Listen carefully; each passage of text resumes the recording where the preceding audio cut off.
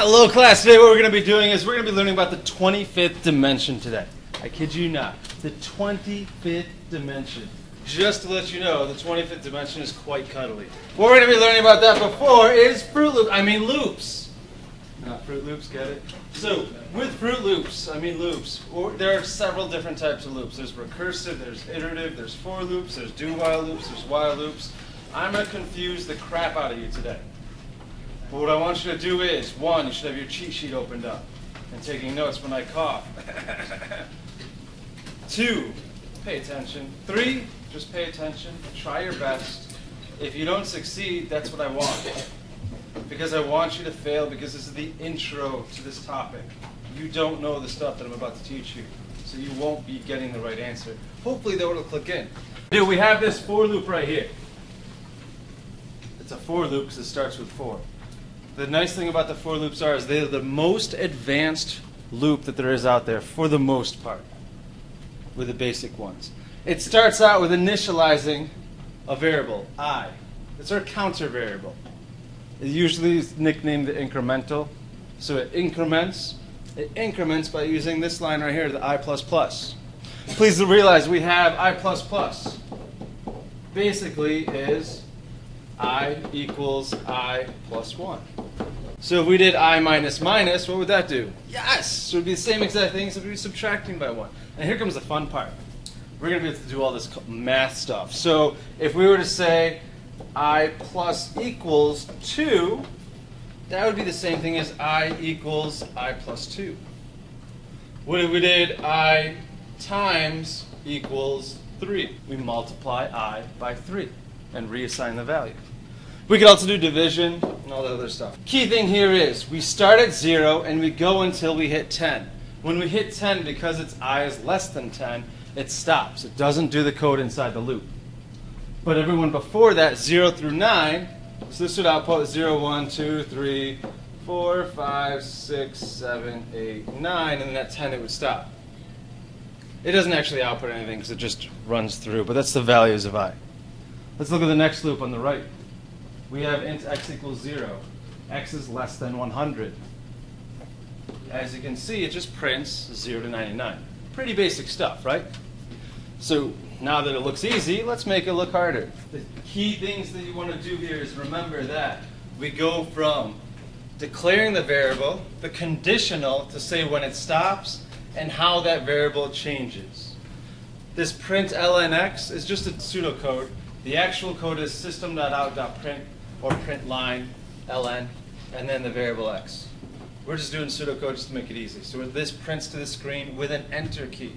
If we take away the ln, it just prints like a typewriter and just keeps on going this way on the screen. Hopefully you're reading the stuff that's there. These are all the things you can do with loops. You can count from 1 to 5. You count from 1 to 10. You can count 2 to 99. You can even count, 1, 1, 2, 3, 5, 8. Yeah. You can count several different ways and do several different things. You could even count like this. 1, 2, 4, 5, 8, 7, 8. Sorry. So let's take a look at this. How are we going to write these for loops? You should be writing the for loop code down.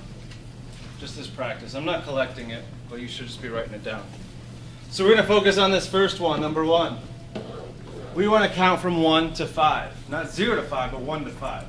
So what's our initial value? 1. Our starting value is 1. How do we increase to count to the next number, 2 to get to 2? What do? Add 1. So you can either do plus plus or a plus equals 1. There's no semicolon at the end. Technically, there's an open squirrely bracket. That doesn't have to be. It can just be for one line, but we'll get into that later. When do we stop?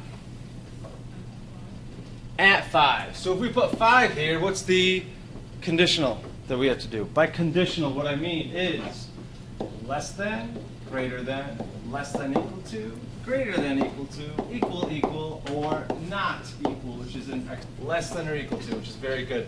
The other way we could have done this, if we wanted to, we could have said a is less than 6. This is going to be the biggest part where you're hiccup, because please realize we're going to count 1, 2, 3, 4, 5. So that means we need 5 numbers. We start at 1, and we go 1, 2, 3, 4, 5. That's easy to do. What if we start at 0? You're going to forget that's actually 6 numbers to count from 0 to 5. So just be aware of that little headache. And then you're going to get mixed up by the less than or equal to or just less than. So try and do number 2 real quick on your own. You should have gotten 1, 10, plus plus. If you did 10, it's less than or equal to. If you did 9, it would just be less than. Hopefully you have 2, and then you have less than 100, and you have plus plus. Should be easy, right? You should have gotten that. Or you could have gotten less than or equal to 99. Try 4 real quick. So you should realize that we have to start with 10. So we put 10 there. If we start at 10, want to count to 1, 3, 3, 7, we're counting off by ones, right? Now here's the fun part. What do we put as the conditional? Do we have to count how many numbers we're actually outputting? No. Which is really nice. So that means we can literally just take this number right here and just write it in 1, 3, 3, 7. And then do less than or equal to, just following the pattern. Seems pretty easy, right? So, let's throw you in a loop. Let's do... Funny. Let's do this one. 10, 20, 30, 40. Addition's easy. This is a no-brainer. Just do plus 10. So if you did addition, you would say 10 plus equals 10, and then your conditional would have to be, well, when does it stop? It doesn't, right? So when a is greater than 1. When is a ever less than 1? Never. So what kind of loop is it? It's an infinite loop. Technically a logic error. Sometimes you want an infinite loop. When my advanced computer math students are doing their robocode, and we do my AI versus their AI, sometimes I want infinite loop, so I could just keep on spinning and then take care of other stuff. Here we want an infinite loop because we want to keep on going. How can I do with multiplication? Well, that's quite easy. What we want to do is, instead of starting at 10, I want to see the difference from this number to this number. What do I have to multiply by? I could multiply. If I multiply by 10, 10 times 10 is 100. How do I get the initial value of 10? What two numbers multiply together to get 10? Times 5. Okay. So if we're going to say times 5, what does the change of 2 go to? So for the next number, what two numbers multiply together? 2 and... So that's kind of hard to do because both numbers change. So what we want to do is make it so that one of the numbers don't change. So if I say 1 times 10, and then 2 times 10, and then 3 times 10, what's my incremental? 10 doesn't change. What changes? What number changes? The 1, 2, 3. So I'm going to start with 1. And by starting with 1, what do I have to do to that 1? What do I have to do to A in order to print 10? Times 10. So I do this thing called print 10 times A. What does that do? It takes my counter and says, every time I take my counter, I'm going to increase it by something, but then I'm going to multiply it by 10, and the user's going to see the multiplied by 10 value. So to get to the next number, what do I have to do to A? Add by 1. Plus plus. And this can actually, instead of just have A, I can literally just write true. While true, infinite loop. Which one looks neater? The top or bottom? Is this easier to write, or is this easier to write? I think this is easy to write. Why? I know it's always true, so I know it's an infinite loop before I even look at it. I don't have to think about it. I don't have to check cases. Adding by 1 or adding by 10? I just multiply by 10. I can visually see what's going on in the bottom code compared to the top code. Top code, I'm not really that sure.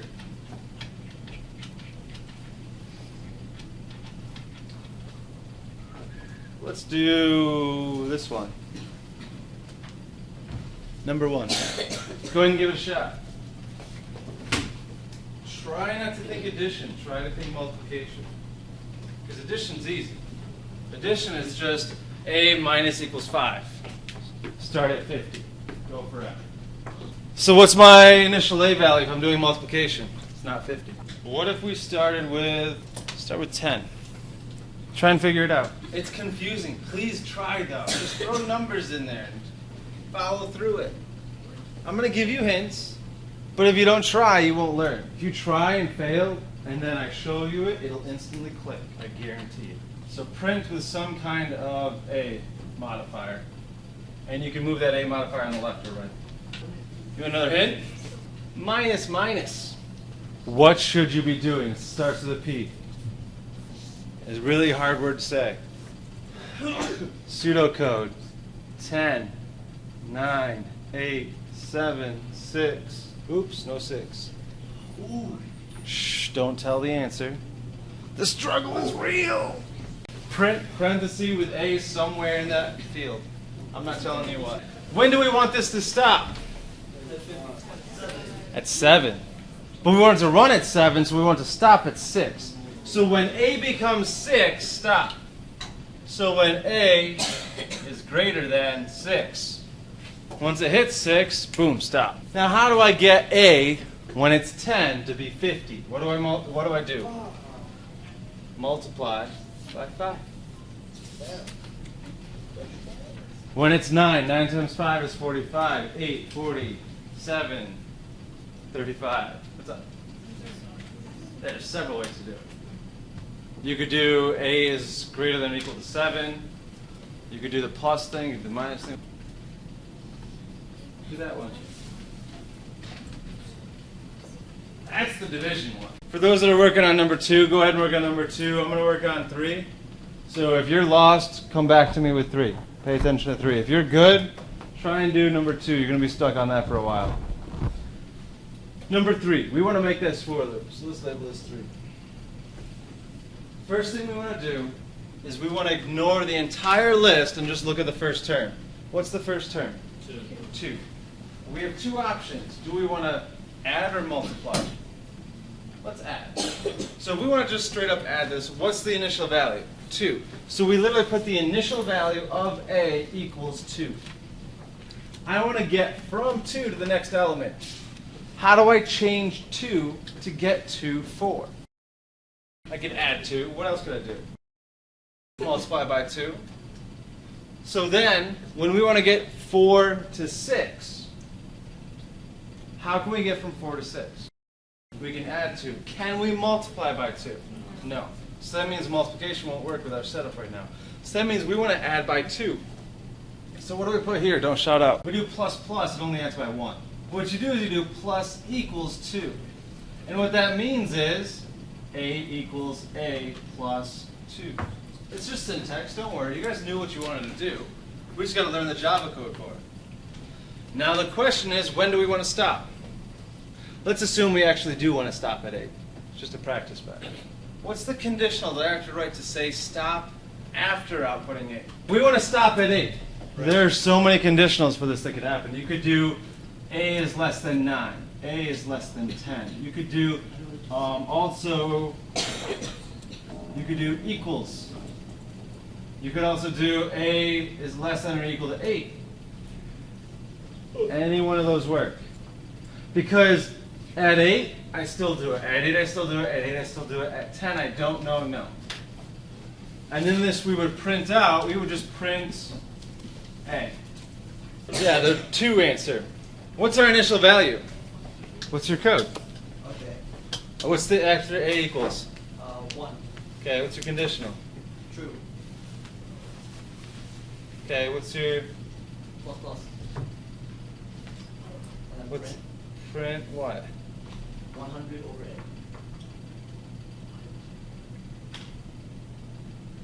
A. Oh, so you just flipped it. Yeah, that works. Let's go through this. What's our initial value? 100, right? How do we get from 100 to 50?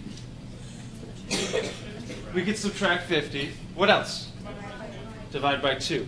So our 2 options are subtract 50 or divide by 2. What else can we do? U times 0.5, yeah. Same thing though. Is there anything else? I don't think so. Now, here comes the fun part. We want to figure out how do I get from 50 to 33. Yep, we can subtract 17. What else? Can we divide by 2? Ooh. So this, what they're saying is 100 divided by 3.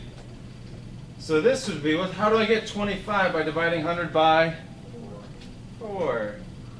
Divided by 5, divided by 6. But wait, this doesn't sound right. What is 100 divided by 6? There's a decimal. That's weird. Why is there a decimal when I'm doing division and it's outputting just a 16? Let's put on our time machines, go back in time to the scale picture program. When I took the scale picture program and I gave you a width smaller than what you're dividing by. So if you said your width for your image was 10, would your image look right? No, not at all. Why? Because you were taking the value 10 and dividing it by 150 or 200.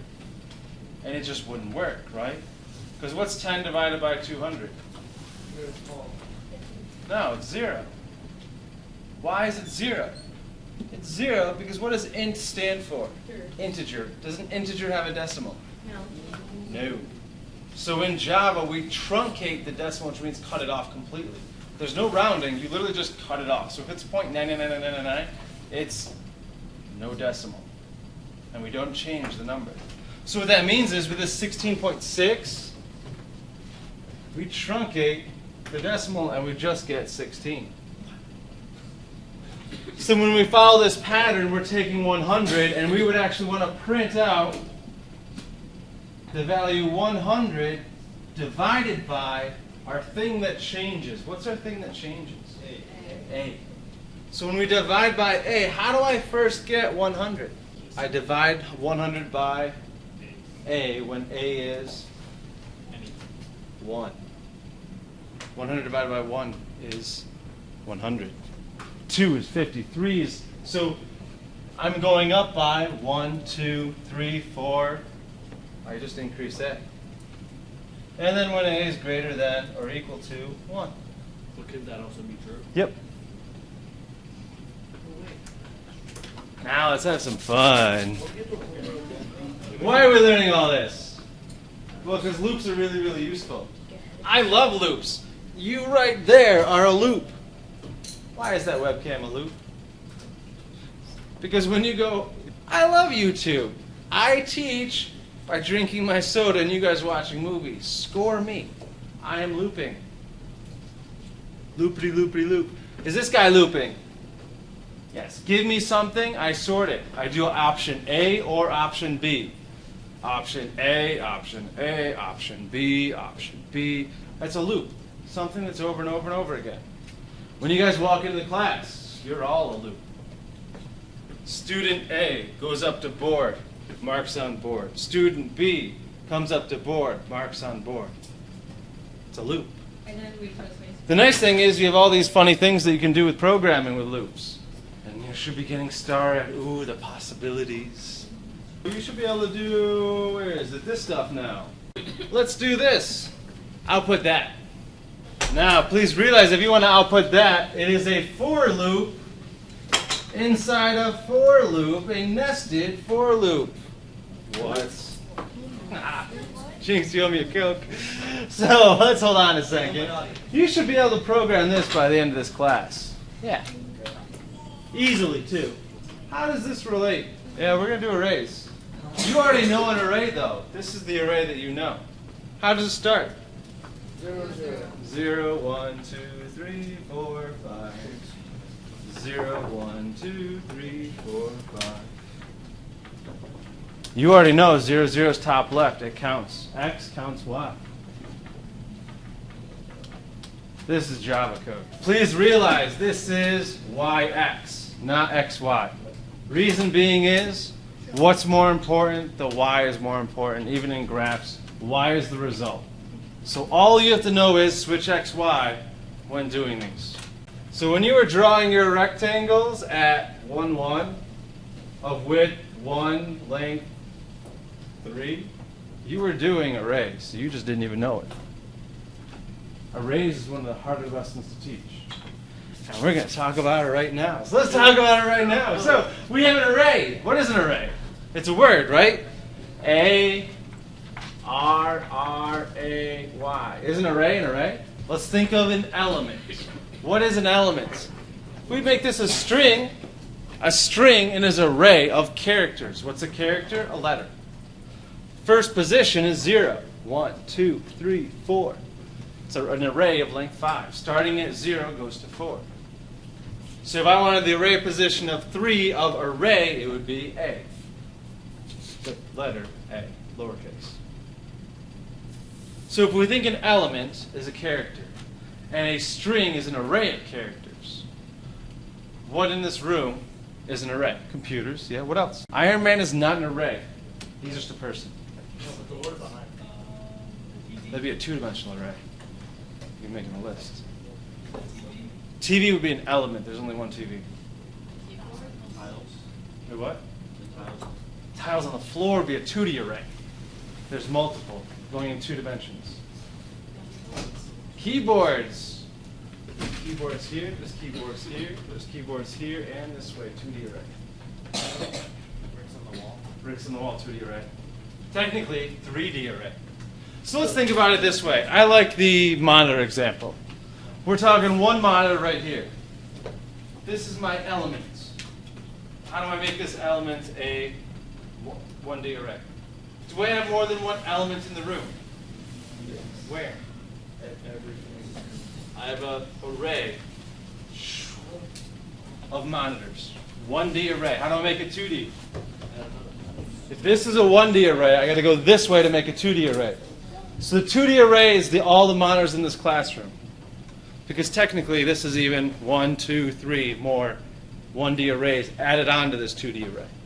There's a lot of empty positions, but it's still part of the array. How do I make this 2D array a 3D array? Stack monitors on top of each other. Could do that, but that's not happening in the school just yet. Yeah. I take a 2D array and I stack it with another 2D array. So put one doesn't one. Where's another 2D array in the school? Like the rooms, like the room on the top floor. We have a room here. Right next door is a whole other room. Does it have monitors in it? Yeah. 2D plus 2D is 3D. So now we have 1, 2, 3. So this whole row, Carlson's class and further, is a 3D array. So now we went this way. Where's my 4th dimension? That way. We have labs. One there, at least in the hallway at the end. That's my 4D array. What's my 5D array? Not the same direction. It's not everywhere. It's a specific direction. Down. Down. So if I go down to the 1st floor, now I have 1st floor and 2nd floor, and there's tons of labs downstairs. Question is, where's the 6D array? Hold on, don't shout out. Just wait. Just wait. Let everyone think. If the 1st floor and the 2nd floor is a 5D array, where's the 6D? The other high schools. Other high schools. I guess. Needless to say, I don't like monitors. What I like are trucks. This truck is probably worth more than my truck. And I'll change this picture to my truck, so just imagine my truck's there. And a little creeper face going on top of it. What arrays are inside this truck? Just shout them out. There's a whole bunch. I heard every single one. We have tires, windshields, we have seats. 1 array, 2 array. We have the lights. We have the struts. We have all sorts of different things. I'm not a car guy, even though I was a car salesman. Don't ask me. We have axles, we have calipers, we have all sorts of nonsense. Let's do tire. 1 tire is my element. What's my 1D array? The other type. The other tire. So this is 1D. What's the 2D array? The other type. Yeah. I have another 1D array, so that makes up a 2D array. What's my 3D array? The other tires in the parking lot.